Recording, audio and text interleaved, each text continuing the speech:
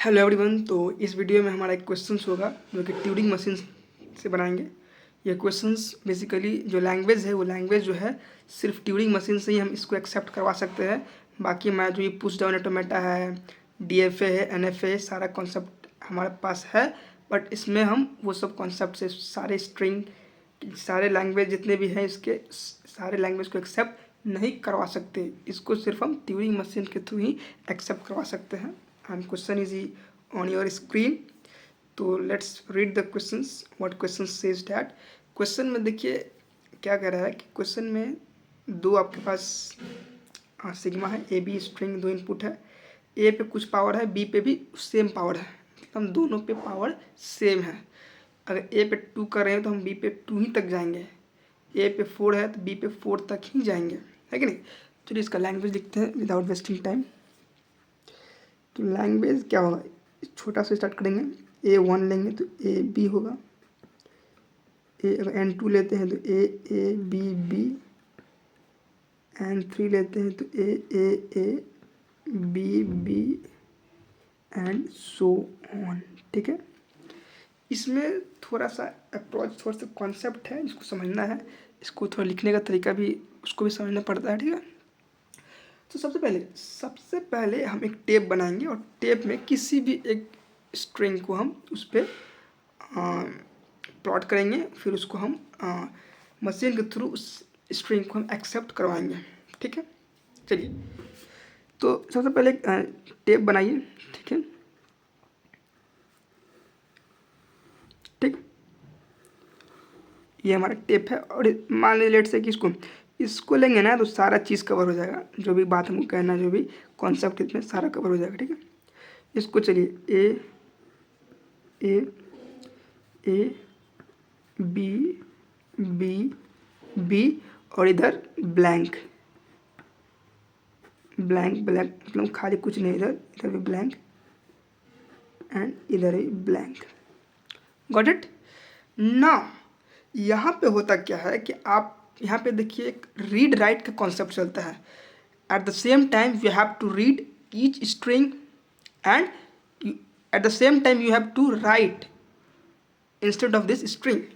Suppose that कि हम मान लीजिए ए है, इस स्ट्रिंग से स्टार्ट करिए, इसको हम पहले रीड करेंगे, फिर इसको राइट करेंगे। और राइट क्या करेंगे, ए है ना तो ए को काट के हम एक्स कर देंगे। ठीक है, तो यहाँ पे लिख दीजिए जो करना है, ए को हम एक्स करने वाले हैं, ओके, एंड बी को वाई करने वाले हैं। That's it. अब चलिए इसका डायग्राम बनाते हैं और डायग्राम में ज़्यादा क्लियर होगा। ठीक है, लेट्स से सपोज दैट कि क्यू नॉट लिए। ठीक है, क्यू नॉट पे हम इनिशियल स्टेट पे है। ऑन सीइंग इनपुट ए, जैसे ए को रीड करेंगे ना, तो ए को रीड कर लिए तो ए को एक्स कर देंगे चेंज करके एंड राइट मूव करेंगे। ओके, ए को एक्स किए और हम राइट मूव करेंगे। फिर हम बी के पास जाना है। एक बार ए को एक्स कर लिए, अब बी को बी के पास जाना है। ठीक है ना, तो बी क्यू नॉट से ये इनपुट दिए तो हम एक नया स्टेट Q1 पे आ गए। आप देख रहे होंगे कि ए के बाद बहुत सारा ए है, बहुत सारा ए है ना, तो उसको हमें इग्नोर करना होगा। ए कॉमा ए और इग्नोर करके राइट मूव कर जाएंगे। ठीक है, जब सारे ए को कवर कर लेंगे तो हम बी पे पहुंचेंगे, फिर बी को रीड करेंगे और फिर यहाँ पे पहुँचे ना, फिर हम इसको वाई कर देंगे। बी को हम वाई किए और इस बार बी को वाई किए। ठीक है, एंड इस बार हम लेफ्ट जाएंगे बिकॉज बी क्या कहते कोई और स्ट्रिंग नहीं है। एक बार इसको रीड करने के बाद फिर हम इधर आएंगे इसके तरफ, तो लेफ्ट की तो एल कर देंगे। ठीक है, बी को रीड किए, इसको वाई किए, हम लेफ्ट की ओर गए। दैट्स इट, Q2 पहुंच गए।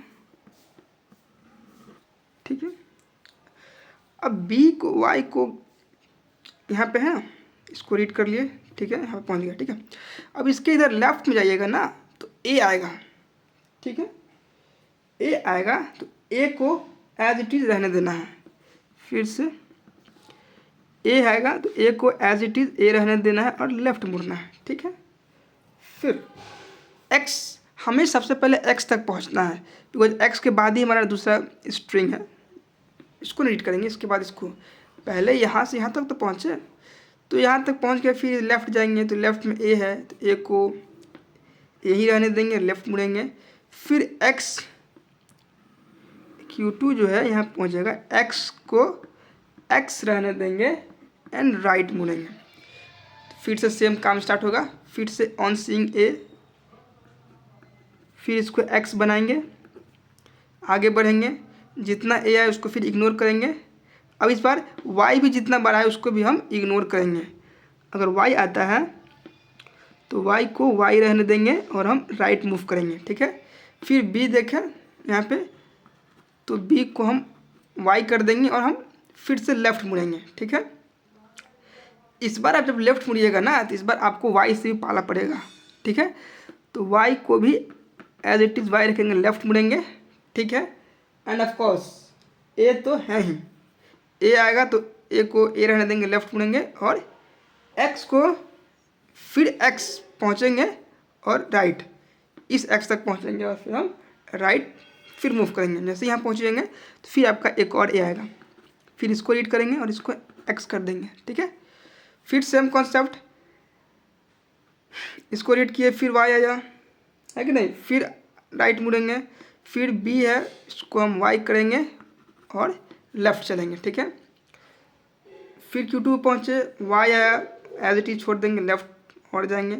ए देखेंगे, ए को एज इट इज़ छोड़ देंगे, लेफ़्ट मुड़ेंगे। फिर एक्स, यहाँ पे एक्स पहुँचे और एक्स पहुँचते ही हम राइट होंगे, बट इसके बाद कोई स्ट्रिंग है ही नहीं, एक्स पूरा ख़त्म हो गया है। तो उसके बाद जो हमारा नेक्स्ट जो वे होगा, इस बार हम अब आगे बढ़ेंगे, ठीक है। वाई है तो वाई को रीड करेंगे, फिर राइट मुड़ेंगे, ठीक है। Q3 पे पहुँचेंगे, ठीक है, ठीक है। वाई तो हो गया, ठीक।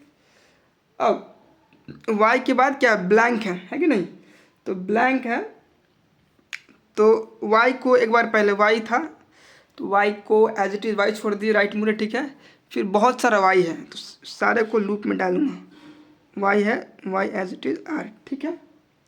नेक्स्ट सारे को रीड करने के बाद हमारा बी आ गया, तो दिस इज़ योर बी। तो ब्लैंक को जाएंगे, ब्लैंक के पास, इसको रीड करेंगे और लेफ़्ट राइट आप कहीं पे मुड़े, फ़र्क नहीं पड़ता है, ब्लैंक ही आएगा। And this is your final answer. I hope कि ये भी कॉन्सेप्ट आपको समझ में आ गया हो, क्या क्या हम बोले, जो भी डिस्कस हुआ है वो सारा इंपॉर्टेंट है, हर एक बात इंपॉर्टेंट है इसको सॉल्व करने के लिए। तो थैंक यू, यही था हमारा ट्यूरिंग मशीन का मेन बेसिक कॉन्सेप्ट यही है, और इसमें भी आप डिफरेंट क्वेश्चंस आते हैं उसको प्रैक्टिस के लिए सॉल्व कर सकते हैं। बाकी मेन काम जो था हमने डिस्कस कर दिया, यही सब बातें होती है। Thank you.